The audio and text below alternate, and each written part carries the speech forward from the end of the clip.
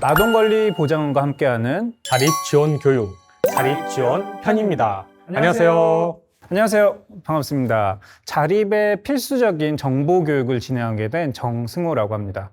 오늘 우리 옆에 계신 자립 선배님 자기소개 부탁드리겠습니다. 네, 안녕하세요. 저는 자립 6년차 바람개비 서포터즈 11기 조규환이라고 합니다.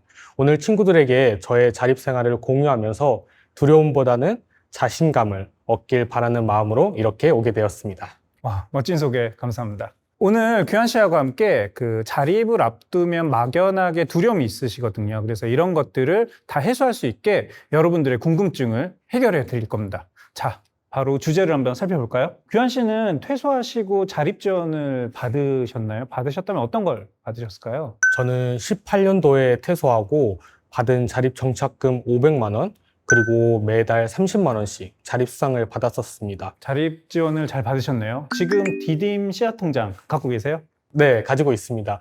2년 전에 전세 보증금 때문에 부분 해지를 했는데요. 그래도 전세 보증금을 제외한 나머지 금액들은 그대로 통장 안에 보관하고 있습니다. 잘 사용하고 계시네요. 관리도 잘 하시고요.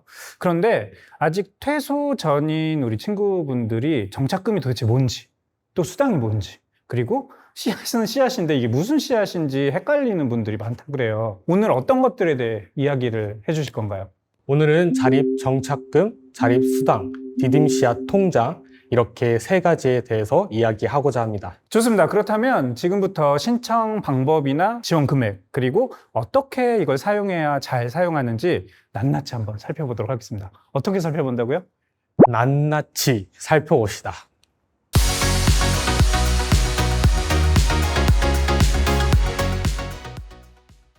자, 그럼 먼저 자립 정착금에 대해 알아보도록 하겠습니다. 자립 정착금이 뭐죠? 종잣돈, 비상금이죠. 네, 맞습니다. 자립정착금은 주거 안정을 위한 종잣돈이 될 수도 있고요. 미래를 위한 비상금이 될 수도 있죠. 그리고 생활비로도 사용이 가능한 자금입니다. 만 18세 이상 아동복지시설에서 퇴소하거나 혹은 가정위탁에서 보호가 종료되시면 자립정착금을 지원받으실 수 있는데 규환 씨도 아까 퇴소하실 때 자립정착금 지원 받으셨다고 했죠? 어떻게 신청하셨을까요? 자립 정착금은 보호 종료 한 달 전부터 신청할 수 있어요. 저는 시설에서 선생님과 함께 자립 정착금을 어디에 사용할 것인지 계획서를 써서 신청했더니 딱 보호 종료 일자에 맞춰서 들어왔어요. 근데 만약에 퇴소할 때 신청을 하지 못한 친구들은 어떻게 해야 하는 거예요? 그렇죠. 보호 종료 전 규현 씨처럼 시설 내 선생님과 같이 계획서를 작성하시고 신청하는 게 원칙인데 그렇게 하지 못하는 경우도 부득이하게 있을 수 있거든요. 그런 경우에는 직접 시, 군, 구청에 가셔갖고 자립정착금 사용계획서를 작성해서 제출하시면 됩니다. 그렇게 직접 신청하는 방법도 있었네요. 네, 맞습니다. 그게 바로 어떻게 보면 자립의 시작인 거죠. 시도별, 연도별로 자립정착금이 다르다고 하는데 금액이 점차 확대되고 있다고 하거든요. 2023년 복지부에서는 1인당 최소 1,000만 원 이상으로 지급을 권고하고 있다고 합니다. 지역별로 차이가 있어도 예전에 비해 지원 금액이 많이 확대되었네요. 예, 그렇죠. 확대되면 확실히 도움이 많이 되시니까. 규환 씨는 이 자립정착금 어디에 사용하셨을까요? 저는 200만 원은 대학교 등록금, 200만 원은 노트북 구매 각각 사용했습니다. 근데 다른 자립준비 청년들은 어디에 썼는지 궁금해요. 그래서 제가 다른 자립 선배들의 자립정착금은 어떻게 사용됐는지 관련해서 Q&A를 준비해 봤습니다. 같이 보시죠.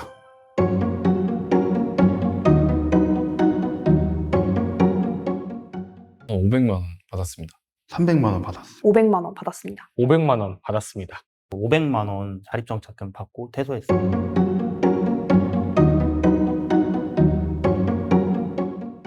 적금에 다 사용했습니다. 전세 보증금이 딱 300만 원이어서 바로 묶어뒀었고요. 그리고 월세 계약이 끝나고 나서 돌려받잖아요. 그걸로 LH로 집을 구했을 때 거기는 옵션이 없었거든요. 그래서 냉장고도 사고 여러 가지 가구들을 좀 샀던 것 같아요. 이제 적금 상품 같은 거 좀 좋은 이율로 나왔을 때 이제 그걸 적금을 들어가지고 지금은 매달 30만 원씩 쪼개서 이제 저축을 하고 있고요. 남아있는 돈은 생활비로는 쓰지 않고 가끔씩 기숙사비나 아니면 학원비 뭐 이런 것들 목돈이 들어갈 때만 사용을 하고 있습니다. 저는 처음 집을 구했을 때 보증금으로 100만 원을 이제 내라고 해서 보증금으로 100만 원을 내고, 또 제가 집을 구했을 때 집에 가구가 하나도 없어서 그 가구를 다 채우는데 한 150만 원 정도를 썼던 것 같아요. 나머지 250만 원은 제가 저축을 하게 됐던 것 같아요.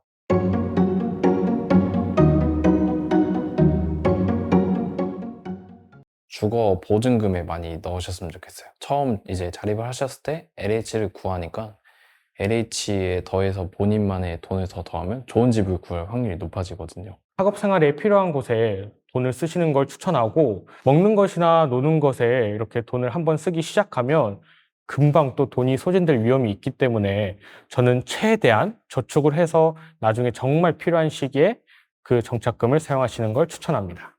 이 돈을 좀 아껴두다가 필요한 순간이 생겼을 때 사용하라고 말을 하고 싶고요. 생활비는 자기가 번 돈으로 사용을 하고, 자립정착금 받았던 건 저축했다가 나중에 뭐 집을 산다거나 아니면 급하게 병원을 가야 된다거나 이럴 때 좀 사용했으면 좋겠다라고 추천해주고 싶어요.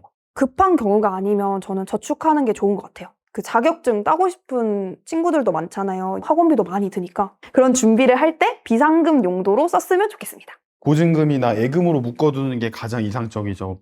그리고 현재 자립정착금이 상향평준화되고 있는데 큰 금액으로 점점 올라가고 있죠.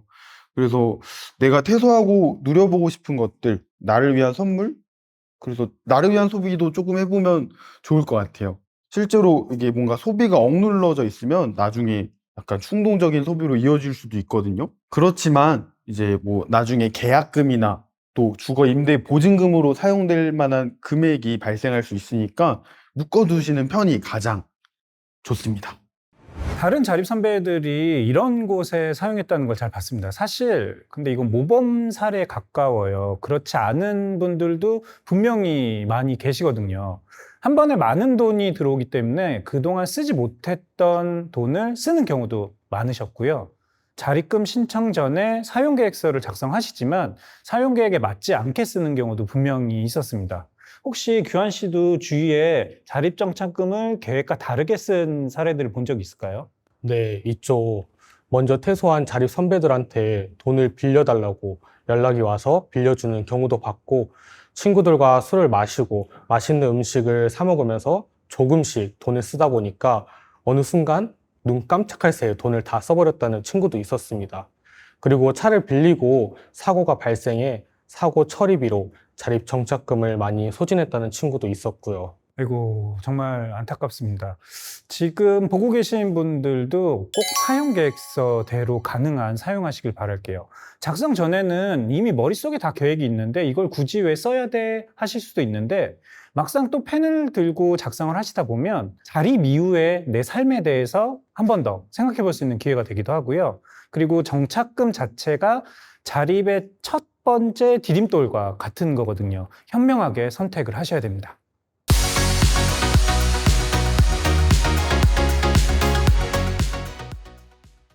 이제 또 다른 자립지원 사업도 알아봐야겠죠. 그 다음은 뭐죠? 자립 수당입니다. 아, 그쵸. 자립수당. 이것도 굉장히 좋은 지원 사업입니다. 자립준비 청년들한테 경제적인 부담을 덜어주고 안정적인 자립생활을 돕기 위한 제도인데요. 자립수당은 제일 중요한 게 기초생활보장 소득 산정에서 제외가 돼요. 그래서 기초생활보장에서 생계, 주거, 의료, 교육급여에 영향을 미치지 않는다고 합니다. 네, 가끔 헷갈리시는 분들이 있어서 본인은 해당 안 되는 줄 알고 신청 안 하시는 분들이 있더라고요. 그런 분들 보면 안타까우시겠어요. 그렇죠? 우선 자립수당은 아동복지시설에서 퇴소하거나 가정위탁에서 보호 종료 5년 이내인 자립준비 청년 대상으로 지원이 되고 있습니다. 특히 보호기간과 연령의 기준이 있으니까 보호 종료 예정인 분들은 해당 사항을 참조하셔서요. 보호 종료 한 달 전에 사전 신청을 하시면 될 것 같습니다. 단, 보호 종료일을 포함해서 60일 이내에 자립수당을 신청하셔야 하고요. 보호 종료일이 속하는 달부터 소급하여 수당이 지급 가능하다고 합니다. 예를 들어서 A라는 친구가 있는데 23년 1월 1일에 보호가 종료된다고 할게요. 그런데 이 친구분이 보호 종료일로부터 60일 이내, 즉 2023년 3월 2일까지 수당을 신청하셔야지만 1월부터 수당을 받을 수 있는데요. 만약에 23년 3월 3일에 수당을 신청하게 되면 3월부터 수당을 받게 됩니다. 신청을 늦게 하면 받을 수 있던 수당도 못 받을 수 있다는 거네요. 손해보지 않도록 잊지 말고 보호 종료 한 달 전 신청 꼭 해야겠어요. 늦더라도 보호 종료 후 60일 이내에는 꼭 신청해야 손해보지 않는다는 것 꼭 기억해 두시면 좋겠어요. 규현 씨는 받으셨으니까 잘 알고 계시죠? 지원 내용이나 신청 방법에 대해 조금 더 자세히 설명을 해주시면 좋을 것 같습니다. 네, 우선 자립수당 신청 방법부터 설명해 드릴게요. 먼저 신청 서류들을 들고 주민등록상, 주소지, 행정복지센터에 가서 제출하거나 복지로 누리집 온라인으로도 신청이 가능합니다. 이때 서류는 총 3장이 필요한데요. 자립수당 지급 신청서 1장, 신분증, 그리고 자립교육 이수증이나 종합재무설계 상담 확인서가 필요합니다. 자립교육은 서민금융진흥원 금융교육포털에서 보호종료 아동 자립교육을 수강하면 되고, 종합재무설계는 국민연금공단 전국 20개 지사로 연락하여 상담 예약 후 방문 상담으로 진행됩니다. 재무상담 서비스가 가능한 지사는 지금 화면에 보이는 20개 곳입니다. 재무상담은 현재 자신의 상황에 맞는 재무 목표를 달성할 수 있도록 상담이 진행되며 상담 종료 후 현장에서 상담 확인서가 제공됩니다. 이렇게 신청하면 자립수당이 매월 20일에 40만 원씩 입금이 될 거예요. 자세한 신청 방법은 아름다운 재단 유튜브 채널에 아동권리보장원과 아름다운 재단이 함께하는 자립정착금 및 자립수당 신청 방법 영상에 신청서 작성부터 행정복지센터 방문까지 자세하게 나오니 위에 걸어두는 관련 영상을 참고하시면 좋을 것 같습니다. 상세한 설명 정말 도움이 많이 되겠는데요. 총 몇 년 동안 지원을 받을 수 있는 건가요? 기존 3년에서 최대 5년으로 지원 기간이 확대되었습니다. 그럼 대부분 수당을 어떻게 사용하고 계신지 궁금한데요. 다른 자립 선배들은 어떻게 사용했는지 한번 들어보겠습니다.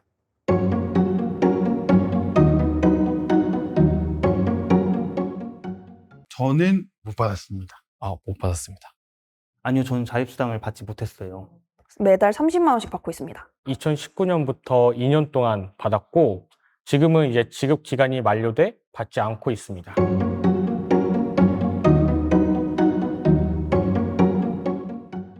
(10만 원은 자동 이체 통장에 보내요. 왜냐하면 그 LH 전세 이자가 빠져나가라고.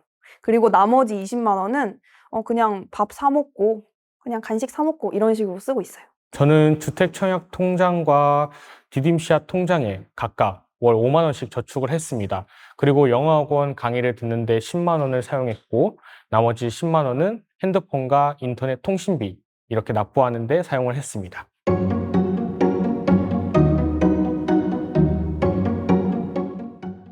사회 배려 계층을 위해서 되게 적금 이율이 높은 상품들이 있거든요.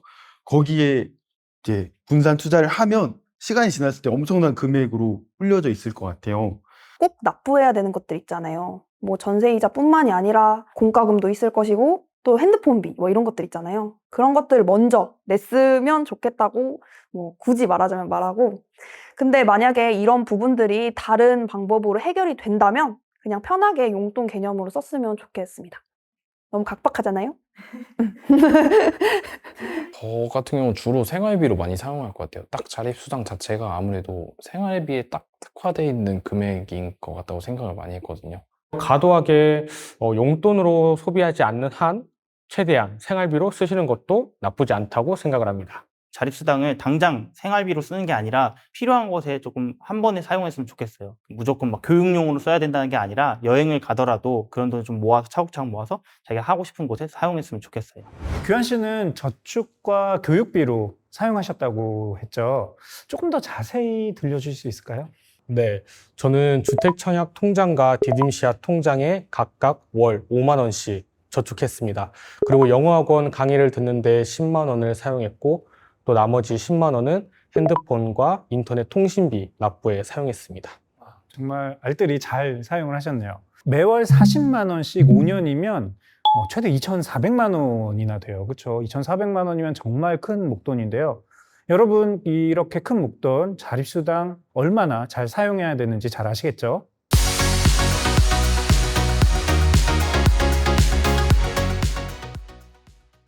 대망의 디딤씨앗 통장으로 넘어왔습니다.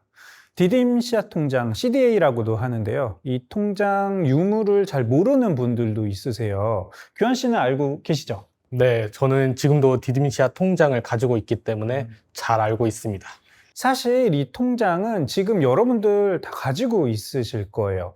혹시 내가 디딤시아 통장을 가지고 있는지 확인하고 싶으시면 시설 선생님께 여쭤보시거나 지금 살고 있는 시, 군, 군청에 문의를 해보시면 알 수 있습니다. 디딤시아 통장은 보호기간 동안 내가 일정한 금액을 저축하시면요, 국가가 2배의 금액으로 매칭해서 최대 10만 원까지 지원을 해주는 통장입니다. 만약에 내가 5만 원을 저축한다 라고 했을 때 국가에서 10만 원을 지원해 주거든요. 그러니까 총 15만 원이 적립이 되는 거죠. 디딤시아 통장은 보호 대상 아동이시면 언제든지 가입이 가능하고요. 정부 매칭금은 만 18세까지 지원을 받을 수 있게 됩니다.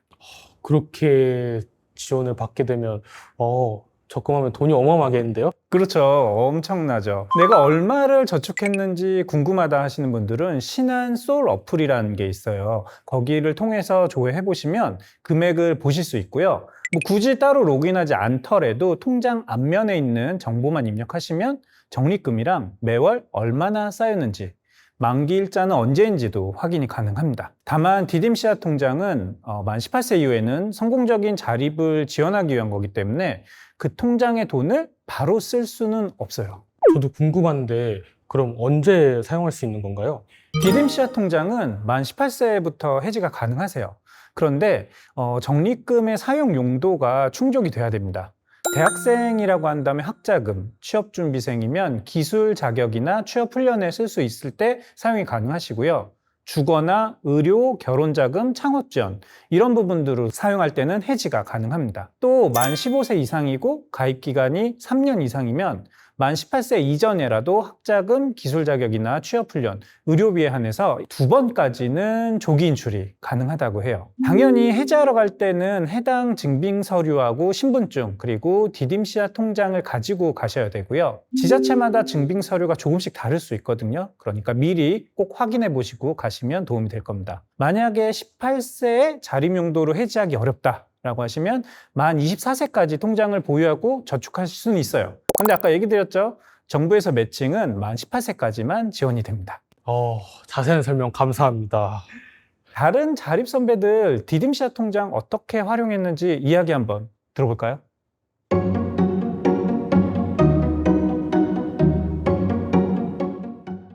가지고 있었는데요. 근데 없어졌어요. 제가 해지를 했어요, 사실. 네, 저는 갖고 있습니다.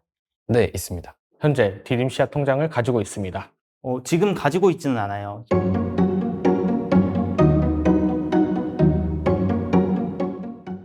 후원자님이 넣어주신 거랑 정부 매칭금 포함해서 900만 원 조금 넘게 있었어요. 저는 퇴소 후에 월 5만 원씩 꾸준히 저축을 했었는데요. 근데 지금은 제가 얼마 전에 전세 보증금 때문에 부분 해지를 해서 더 이상은 이제 적금을 들지 못하고 현재 그 금액 그대로만 통장 안에 보관을 하고 있는 상태입니다.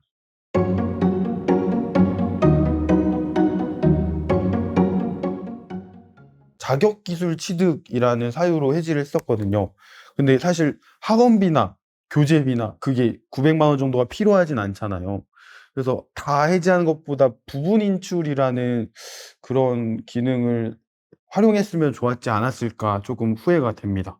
특별한 이유도 없었고 또 다른 부분으로 해결이 됐기 때문에 아직 해지하지 않았어요.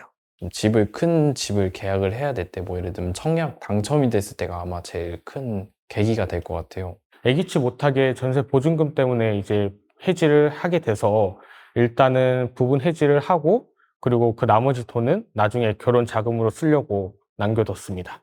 전 지방에 살다가 서울로 이사를 가게 된 적이 있었거든요. 그런데 이사 비용도 많이 들고 또 새로 이사 간 곳에 침대며 세탁기며 이런 것들을 다 바꿔야 했어요.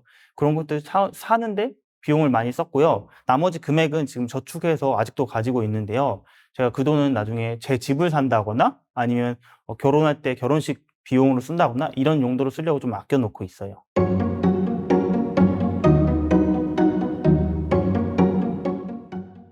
저는 그 LH와 관련해서 한 번 더 말씀드리고 싶은데 그 지원 한도액이 뭐 1억 1천, 1억 2천 이렇게 제한돼 있잖아요. 근데 이거는 지원해 줄 수 있는 것에 대한 한계고 저희가 가진 돈을 더해서 더 좋은 집으로 이사도 갈 수 있거든요.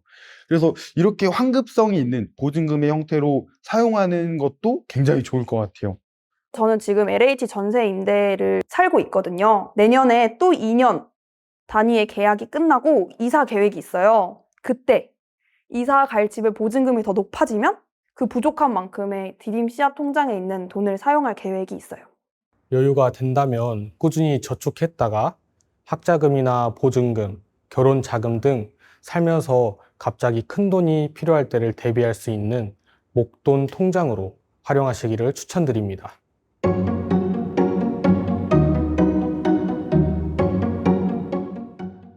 꼭 필요할 때 쓰세요.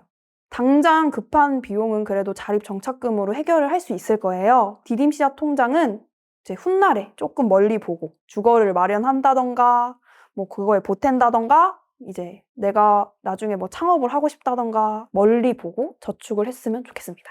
소비 부분에 쓸 거면은 저는 개인적으로 좀 늦게 해지를 했으면 좋겠습니다. 저도 그랬고 제 주변의 지인들도 집을 구하거나 학교 등록금을 내기 위해 해지하는 경우가 많았어요. 큰 목돈이 드는 일이 발생하는 경우에는 부분 해지도 가능하니 가급적이면 단순한 소비가 아닌 중요한 일이 발생했을 때 해지하시기를 추천드립니다.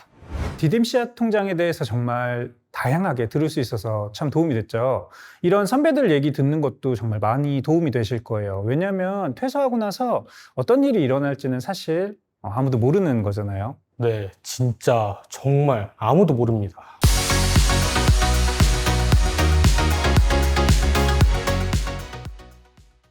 이제 거의 마무리가 되어 가는데요. 최근에 전세 사기나 금융 사기 등의 이슈가 생기면서 자립 준비 청년분들도 이런 부분에 대해서 궁금한 게 많으실 거예요. 자립에 필요한 다양한 정보들을 어디서 어떻게 찾을 수 있을까요? 퇴소 후에 엄청 여러 가지 지원들이 있는데도 모르는 선배들도 많더라고요. 저와 같은 퇴소 선배들은 어떻게 정보를 얻고 있는지 들어봅시다.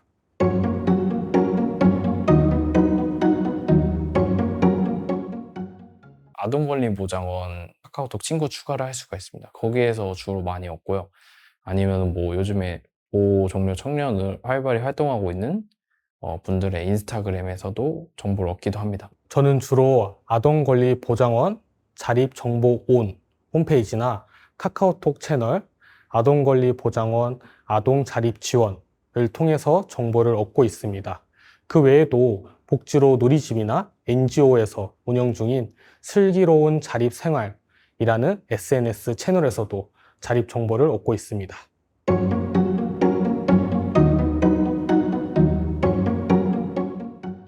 아니요, 따로 있지는 않고요. 그냥 생각날 때마다 검색을 하는 것 같고요. 너무 자주 보지는 않고요. 일주일에 한 번 정도? 소식이 뜰 때마다 찾아가서 보는 편이에요. 일주일에 하루 어느 요일을 정해서 알아보는 편이에요. 저 같은 경우는 월요일마다 그 각종 사이트에 들어가서 검색해 보는 편입니다. 일단 자립준비 청년만을 위한 이런 지원 제도라든지 장학금 제도 이런 게 주기적으로 올라오는 것도 아니고 대부분 신청 기한도 정해져 있다 보니까 저는 일주일에 최소 두세 번 정도는 검색을 해보고 있습니다.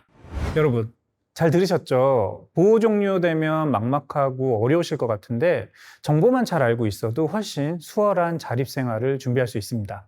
오늘 알아본 자립지원 정보 외에도 주거, 진학 등등 혼자 살기 위해서 많은 정보가 필요해요. 그래서 저희가 이렇게 이 자리에 있는 거고요. 후배들도 자립에 대해 많은 두려움이 있을 거고 저 또한 그랬었어요. 근데 나오면 저희가 받을 수 있는 것들이 너무 많다는 것들을 알게 됐고 훨씬 안정적인 생활이 가능했습니다. 그러니까 여러분들도 할 수 있어요. 오늘 이렇게 자립지원에 대해 잘 알아봤는데요. 다들 어떠셨어요? 이 영상으로 자립지원에 대해 잘 배워가셨으면 좋겠습니다. 영상 끝까지 시청해주셔서 감사드리고요. 함께해준 우리 규현 씨도 감사드립니다. 네, 저도 오늘 자립 선배로서 후배들한테 도움이 될 수 있는 영상을 촬영하게 되어 뜻깊었습니다. 여러분들의 성공적인 자립을 응원합니다. 감사합니다.